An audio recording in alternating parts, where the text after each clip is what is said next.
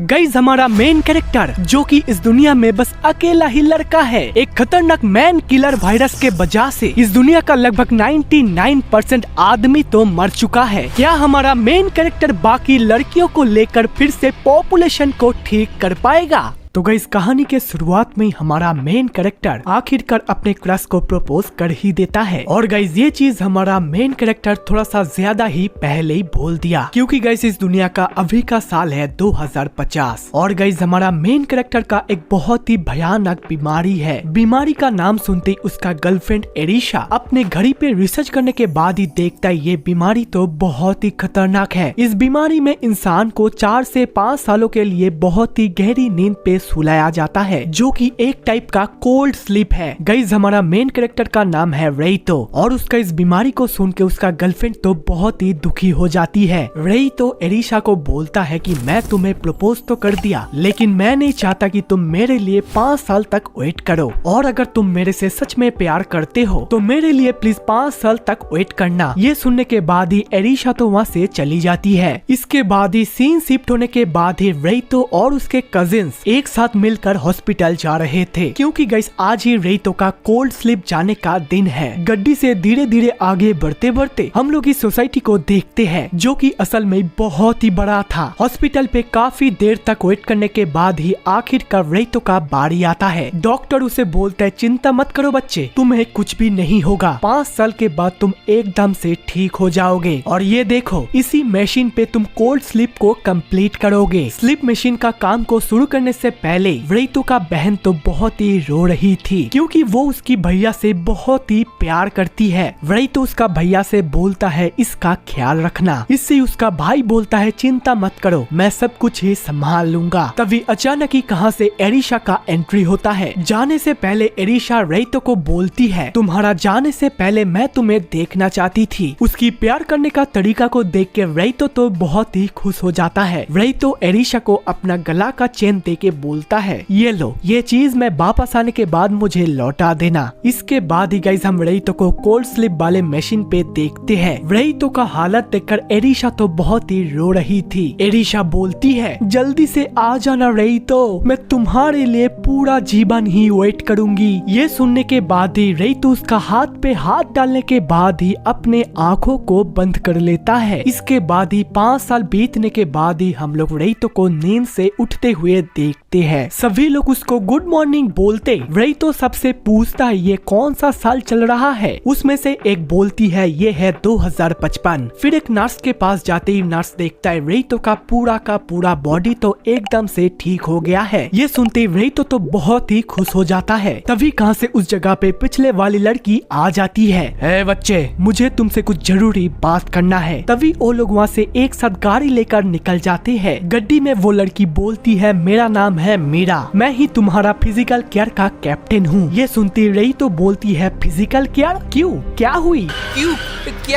इससे वो लड़की बोलती है तुम्हारा कोल्ड स्लीप साइकिल होने के बाद ही इस वर्ल्ड पे बहुत सारा कांड हो गया है। इस दुनिया पे 4 साल पहले एक वायरस आया था जिसका नाम है MK वायरस, मतलब कि मैन किलिंग वायरस। ये लो बाहर देखो, बाहर कोई भी पुरुष का नामो निशान नहीं है। ये सुनते रेइतो बोलता है क्या बकवास बोल रहे हो, ये नहीं हो सकता है, नहीं ये कभी भी नहीं हो सकता है। तभी रेइतो अचानक ही गाड़ी से उतर जाता है और बाहर आते ही देखता है हाँ यहाँ पे तो कोई भी पुरुष का नामो निशान भी नहीं है। तभी कुछ ही देर के अंदर ही उस जगह का लड़कियां तो लड़का देखकर उसको घेर लेती है। तभी बीच में से वो लड़की आके बोलती है तुम्हें अभी भी क्या MK वायरस के ऊपर विश्वास नहीं हो रहा है? मेल किलर वायरस जो कि सिर्फ मेन को ही टारगेट करता है। ये दुनिया पूरा का पूरा महिला से भर गया है। 99.9% ऑफ ऑल मेन जो कि इस दुनिया में था वो लोग एक साथ ही मर गया है। सिर्फ 0.1% ही मेल बाकी है जो कि इस दुनिया का पॉपुलेशन को वापस ले आ पाएगा। इससे रेइतो बोलता है लेकिन मैं क्यों जिंदा हूँ, मैं भी तो कुछ ही दिन में मर जाऊंगा। इससे वो लड़की बोलती है नहीं, अभी उस वायरस का कोई भी अता पता नहीं है, तुम्हारे बिना भी अभी भी 4 बंदे बाकी है जो कि तुम्हारे तरह ही कोल्ड स्लीप पे गया था, और इसलिए ही तुम 5 के ऊपर ही इस दुनिया का पूरा पॉपुलेशन बढ़ाने का जिम्मेदारी आया है। मतलब कि गाइस आप लोग ही समझ समझ लो इन लोगों को क्या करना है। तभी कहां से एक लड़की आकर रेतो को देख के उसका पास आने का कोशिश करती है, लेकिन मीरा का बॉडीगार्ड उसे आसानी से रोक लेती है। इसके बाद ही रेतो तो घर आने के बाद ही 2050 के बाद जो कांड हुआ था उसका सारा कहानी को न्यूज के माध्यम से देख रहा था। कैसे कैसे पहले पूरा का पूरा वायरस फैल गया और कैसे इसके बाद ही साइंटिस्ट ने रिसर्च करना चालू कर दिया। इसके बाद ही एक एक करके वैक्सीन लॉन्च हुआ, लेकिन कोई भी वैक्सीन काम का नहीं था। और साथ ही साथ जो लड़का कोल्ड स्लीप पे गए थे उनके ऊपर तो इस वायरस का कोई भी नामो निशान नहीं है। मतलब कि वो लोग ही इस दुनिया का आखिरी आशा है पॉपुलेशन को बढ़ाने के लिए। तभी मीरा बोलती है, क्यों,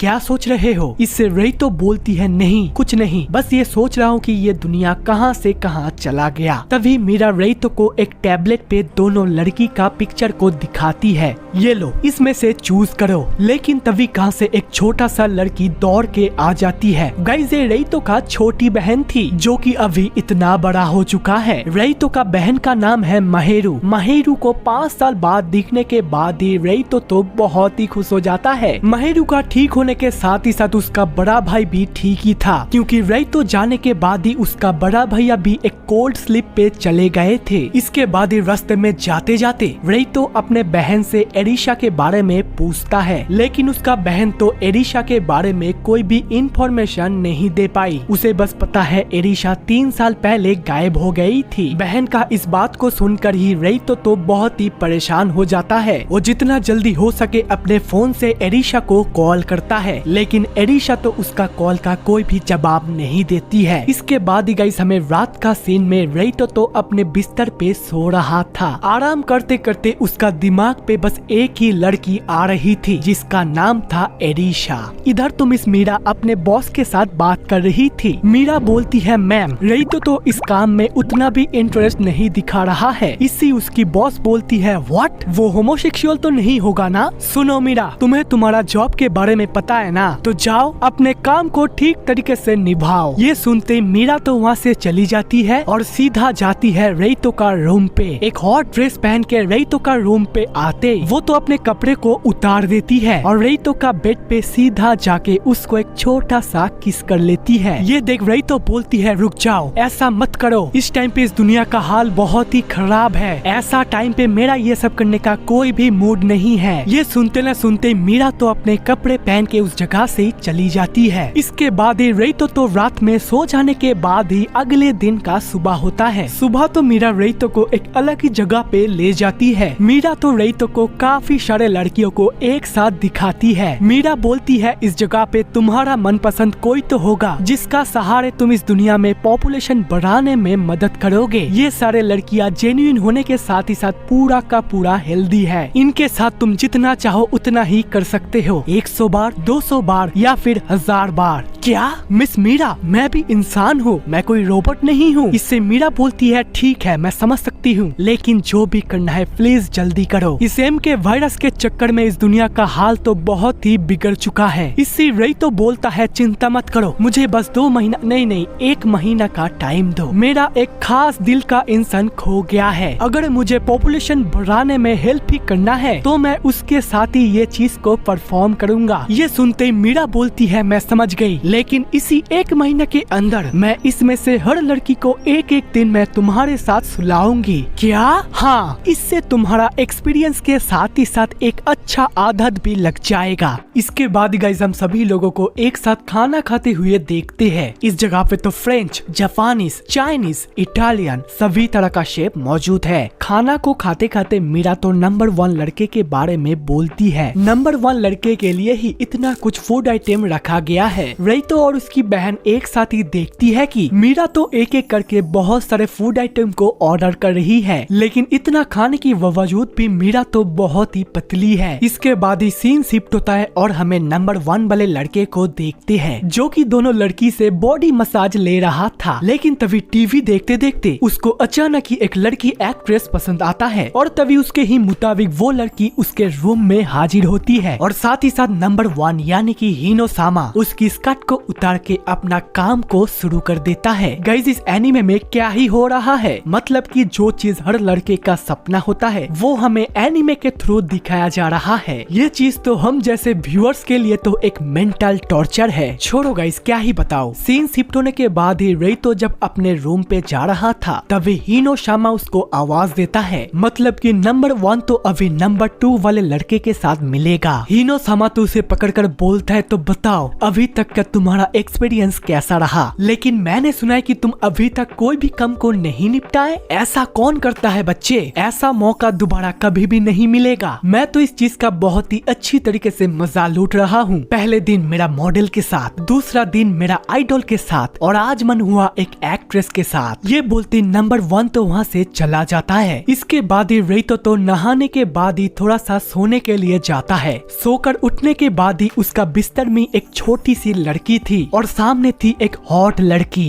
रेतो सोचता है कि ये छोटी सी लड़की शायद से डॉक्टर होगा और वो है मेरा पर्सनल बॉडीगार्ड। फिर तो वो लोग मीरा के मुताबिक रात में एक साथ ही सो जाते हैं। इसके बाद ही देखते देखते अगले दिन का सुबह हो जाता है। सुबह सुबह वो लोग एक साथ एनिमल एक्सपेरिमेंट लैब पे जाता है। असल में गैस बचपन में एरिशा का एक छोटा सा डॉगी था और वो डॉगी अचानक ही बीमार हो जाने से उस टाइम पे एनिमल को ठीक करने का कोई भी डॉक्टर नहीं था। इसीलिए ही एरिशा और रेतो डिसाइड करा था कि एक दिन वो लोग भी एनिमल एक्सपेरिमेंट लैब को खुलेगा। इसीलिए ही आज रेतो एरिशा को ढूंढने के लिए यहाँ पे आया है। लेकिन लैब के अंदर जाने के बाद ही अचानक ही एक बियर तो उन लोगों के ऊपर हमला कर देता है, लेकिन उसका सामना करता है सुई, मतलब कि वो छोटा सा लड़की। उसकी एक लात से उस बियर का तो खेल खत्म हो जाता है। तभी पीछे से वो दूसरी लड़की यानी कि अकाने बोलती है तुम्हारा बॉडीगार्ड मैं नहीं बल्कि सुई है। इसके बाद ही वहाँ का स्टाफ्स के मुताबिक एरिशा का कैबिनेट पे आने के बाद ही रेतो तो एरिशा का कुछ तस्वीर को देखता है। मीरा तो इस लैब का स्टाफ वालों से इंफॉर्मेशन लेके आके बोलती है कुछ महीने पहले एरिशा इस जगह से चली गई है और वो भी अभी एम के वायरस के बारे में ही रिसर्च कर रही थी। लेकिन एक दिन एक आदमी आकर उसका रिसर्च पेपर भी लेके चला गया। ये सब सुनने के बाद ही रेतो तो मोटिवेट हो जाता है और उसकी गर्लफ्रेंड एरिशा के तरह खुद भी एम के वायरस के बारे में रिसर्च करने के लिए सोचता है। रेतो बोलता है कि ऐसे नहीं होगा। अगर मैं मैक्सिमम नंबर कहूँ तो एक साल में एक आदमी से 100 बेबी से ज्यादा नहीं होगा। इसीलिए ही इस दुनिया को फिर से रिवाइव करने के लिए मुझे इस एम के वायरस का एंटीडोट बनाना होगा। इसके बाद ही सीन शिफ्ट होने के बाद ही हम लोग एक ऑर्फनेज को देखते हैं जहाँ पर रेतो का बहन महेरू अनाथ बच्चों के लिए खाना लेकर आती है। लेकिन तभी अचानक ही वो टीवी पे देखता है कि उसका भाई यानी कि रेतो टीवी में था। रेतो बोलता है मेरा नाम है मिजुहारा रेतो और मैं ही वो आदमी हूँ जो कि इस एम के वायरस के बारे में रिसर्च करेगा और इसका एंटीडोट भी बनाएगा। चिंता मत करो, अगर मैं इस काम में सफल हुआ तो मैं इस दुनिया को फिर से पहले जैसा कर पाऊंगा। सभी लड़कियां ही इस न्यूज को अपने अपने टैबलेट पे देख रहा था और रेतो तो अपने रूम पे इस न्यूज को रिकॉर्ड कर रहा था। हर घर का टीवी के साथ ही साथ ये सड़कों का टीवी पे भी लाइव टेलीकास्ट हो रहा था और ये न्यूज एक लड़की भी नोटिस करती है जिसका गला में रेतो का वो चेन भी मौजूद है। फिर तो सीन शिफ्ट होता है और हम लोग अगले दिन रेतो को रिसर्च लैब पे देखते हैं। महेरू तो रेतो का टेबल पे एरिशा का एक छोटा सा टॉय को देखती है और उसके अंदर से एक स्मार्ट वॉच बाहर आते ही रेतो तो अपने बहन को वो टॉय देकर सीधा बाथरूम पे आ जाता है। वो स्मार्ट वॉच को ऑन करते रेतो तो एरिशा को देख पाता है। एरिशा बोलती है रेतो आशा करता हूँ कि तुम ये देख रहे हो। मुझे पता नहीं है कि ये तुम विश्वास करोगे या फिर नहीं, लेकिन ये बात सच नहीं है कि ये एम के वायरस कोई नेचुरल वायरस नहीं है। ये वायरस एक मैन मेड वायरस है। ये दुनिया झूठी है रेतो, मैं तुम्हें बहुत ही मिस करती हूँ। इसके बाद ही गाइस हम लोग सीन शिफ्ट होके कुछ लोगों को देखते हैं। इन लोगों के बारे में गाइस आप लोगों को आगे चल के पता चलेगा। वो लोग आपस में बात कर रहे थे कि नंबर 1 तो बहुत ही अच्छा काम कर रहा है, लेकिन नंबर 2 तो अपना काम अभी भी नहीं शुरू किया है। सब कुछ ही इस लड़की के वजह से हो रहा है। ये चुड़ैल तो ढंग से काम को भी नहीं निपटा पाया। ऐसा चलता जाएगा तो हमें नंबर 3 को भी अनफ्रीज करना पड़ेगा। इससे उनका हेड बोलता है ठीक है, अगर ऐसा ही हुआ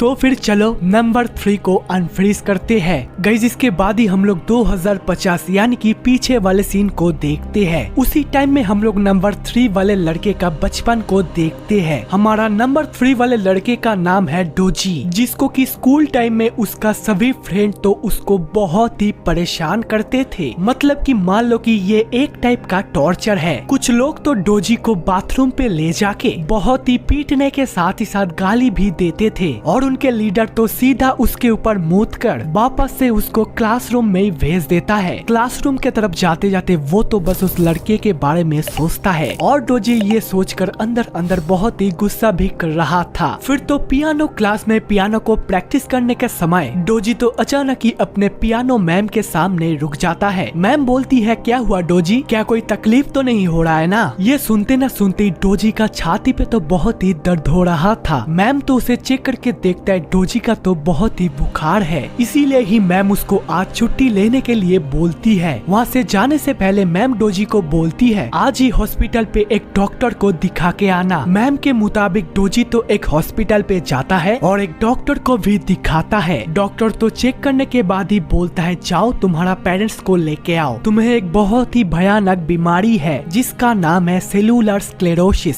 फिर तो चेकअप करने के बाद ही अगले दिन ही डोजी को स्कूल में हम लोग देखते हैं। स्कूल में तो डोजी सभी लोगों को गुड बाय बोलने के लिए आया था, क्योंकि उसे अभी कुछ ही साल के लिए कोल्ड स्लीप पे भी जाना है। गाइस आप लोगों को तो पता ही है, ये सेम कोल्ड स्लीप तो हमारे मेन कैरेक्टर रेई तो भी लिया था। फिर तो डोजी सभी लोगों को गुड बाय तो बोलता है, लेकिन उसका बातों पे कोई भी उसका भाव नहीं देता है, क्योंकि स्कूल में डोजी को कोई भी थोड़ा सा भी रिस्पेक्ट नहीं करता है। गाइस बचपन में आप लोगों के साथ भी अगर ऐसा हुआ था तो कमेंट करके बता दो। फिर तो स्कूल खत्म होने के बाद ही डोजी जब दूसरा रास्ता से घर आता है, तभी झोपड़ी में वो बाथरूम वाला लड़का तो कुछ अलग ही चीज कर रहा था। उसको ये सब करते हुए देख लेने से डोजी को तो वो लड़का आके बहुत ही पीटने लगता है और वो लड़की तो उसके ऊपर थूक कर वो लोग वहाँ से चले जाते हैं। बेचारा डोजी क्या ही करेगा, उसका तो कोई भी दोस्त नहीं था। रात में सोते सोते डोजी सोचता है, मैं ही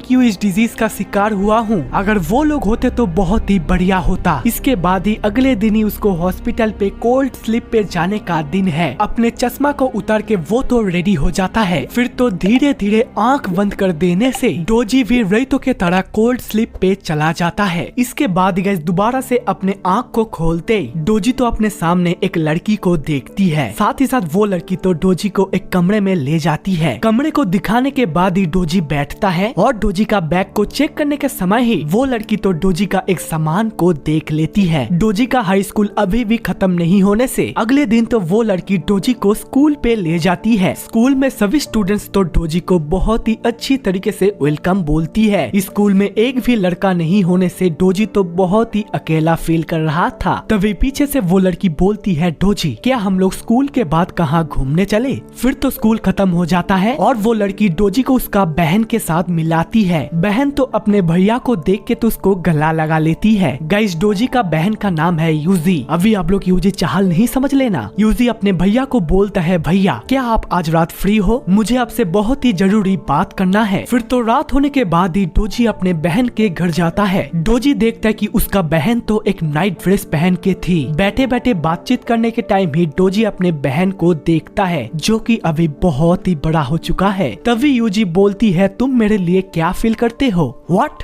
क्या बात कर रहे हो? तभी उसकी बहन तो लाइट को ऑफ कर देती है और अपने भैया को एक छोटा सा किस करके उसके ऊपर आ जाती है और बोलती है, चिंता मत करो, तुम्हें कुछ भी नहीं करना होगा, सब कुछ मैं ही संभाल लूंगी। फिर तो अगले दिन स्कूल में डोजी तो पिछले रात का सारे सीन को याद करता है और उसी टाइम एक लड़की तो डोजी के ऊपर इंटरेस्ट दिखा के उसके साथ बात करने आती है। लेकिन बातें करते करते बीच में एक और लड़की आ जाने से वो लड़की तो डिसअपॉइंट होके वहाँ से चली जाती है। फिर तो उसके साथ भी डोजी बात करना शुरू कर देता है। फिर तो स्कूल खत्म होने के बाद ही डोजी तो वॉलीबॉल कोर्ट पे जाता है, जहाँ पर एक सुंदर लड़की तो वॉलीबॉल खेल रही थी। वाकई में गाइस ये लड़की तो बहुत ही सेक्सी है। तभी उस लड़की का एक गलत शॉट के वजह से वॉलीबॉल तो सीधा डोजी का मुंह पे लगता है। डोजी तो जमीन में गिर जाने से सारे लड़कियां तो उसको अचानक ही घेर लेता है, लेकिन बीच में से वो लड़की तो रोते रोते डोजी से माफी मांग रही थी। पहले वाले लड़की लड़की को छोड़कर अभी डोजी का क्या हुआ वो ज्यादा इम्पोर्टेंट है। फिर तो दोपहर का टाइम डोजी जब अपने बहन से मिलता है तभी बातों बातों पे उसका बहन जब उसका सर का घाव को देखती है, यूजी तो तुरंत ही उस जगह का पट्टी को हटा के चाट लेती है और एक छोटा सा किस भी कर लेती है। यूजी बोलती है कल रात के बाद मुझे थोड़ा सा पेन हो रहा था।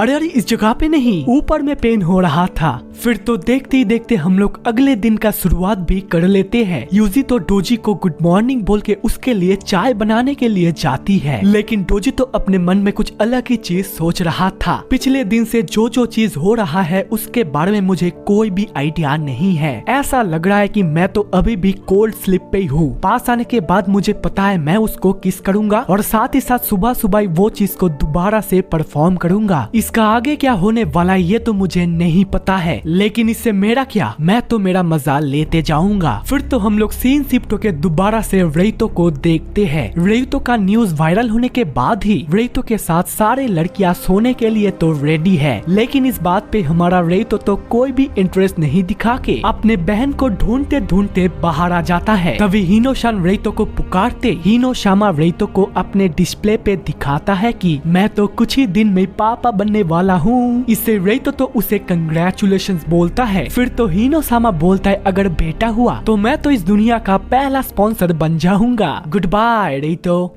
गाइस आंखें खोलने के बाद ही डोजी जिस लड़की को पहले देखा था उसका नाम है करीना और उसके साथ ही स्कूल में डोजी आज वर्कआउट करने के लिए जाएगा। वर्कआउट क्लास में आने के बाद ही करीना तो डोजी को बोलती है मुझे पता है कि आजकल यूजी सेंसी के साथ बहुत ही वर्कआउट हो रहा है, लेकिन फिर भी इस वाले वर्कआउट भी तुम्हारा काम आएगा। फिर तो लोग एक एक करके वर्कआउट करना चालू कर देता है और सारे लड़कियों के बीच हमारा डोजी भी वर्कआउट कर रहा था। वर्कआउट के बाद ही बारी आता है स्विमिंग का, जहाँ पे वो वॉलीबॉल का सेक्सी लड़की भी था जिसका नाम है अकीरा। दोनों लड़की का स्विमिंग खत्म होने के बाद ही पानी के अंदर से डोजी तो उन लोगों के ऊपर नजर रख रहा था। डोजी बोलता है इन दोनों का ही बॉडी तो बहुत ही मजेदार है। उसी बीच उसका नजर जाता है एक और लड़की के ऊपर जिसका नाम है नताशा। फिर तो देखते ही देखते शाम हो जाता है और हमारा डोजी तो अपने रूम पे आराम कर रहा था। वीडियो कॉल पे यूजी उसको बोलता है आज थोड़ा सा काम होने के वजह से मैं घर नहीं आऊंगा, तुम सब कुछ अकेले ही कर लेना। तभी कॉल को कट करने के बाद ही डोर नॉकिंग का आवाज आता है और डोर को खोलते डोजी देखता है नताशा को। क्या मैं तुम्हारे साथ इस घर में रह सकता हूँ क्या? क्योंकि गाइस नताशा का एसी तो ऊपर से गिर के खराब हो गया है और जब तक एसी ठीक नहीं हो जाता नताशा इसी घर में ही रहेगी। नताशा बोलती है चिंता मत करो, मेरा एसी ठीक होने के बाद ही मैं यहाँ से चला जाऊंगी। फिर तो अगले दिन ही नताशा का गुड मॉर्निंग के साथ ही साथ डोजी का नींद खुलता है। फिर तो फ्रेश होने के बाद ही डोजी तो स्कूल के लिए रेडी हो जाता है, लेकिन नताशा तो अभी भी रेडी नहीं हुआ था। नताशा बोलता है डोजी क्या तुम मुझे कपड़े चेंज करने में हेल्प करोगे, क्योंकि मेरा रूम में मेरा रूममेट भी मुझे हेल्प करता था, अगर तुमने मुझे हेल्प नहीं किया तो मैं इसको पहन नहीं पाऊंगी। ये सुनने के बाद ही डोजी तो बिना हिचकिचाए उसको यूनिफॉर्म पहनने में हेल्प करता है। फिर तो स्कूल आने के बाद ही डोजी तो सारे बात को करीना को बोल देता है। डोजी को तो विश्वास ही नहीं हो रहा था कि कोई लड़की अपने खुद से यूनिफॉर्म भी पहन नहीं पाती। इससे करीना उसको बोलती है कि तो क्या हुआ, तुम उसको बाथरूम में भी हेल्प करना। इससे डोजी उसका कुछ ऐसा हालत कर देता है। फिर तो स्कूल खत्म होने के बाद ही डोजी तो अपने बहन से बातचीत कर रहा था, क्योंकि अभी डोजी उसका बहन के साथ ये सब कर रहा है और अगर बीच में नताशा आया तो फिर उसका बहन तो गुस्सा भी हो सकता है। लेकिन यूजी उसको बोलती है अगर नताशा तुम्हारे साथ रह रही है तो इसमें कोई प्रॉब्लम नहीं है, अगर तुम मेरे बिना सभी लोगों को भाव नहीं दोगे तो वो लोग तो मेरे ऊपर ही गुस्सा करेंगे, लेकिन एक बात का ध्यान रखना ज्यादा करीब मत जाना।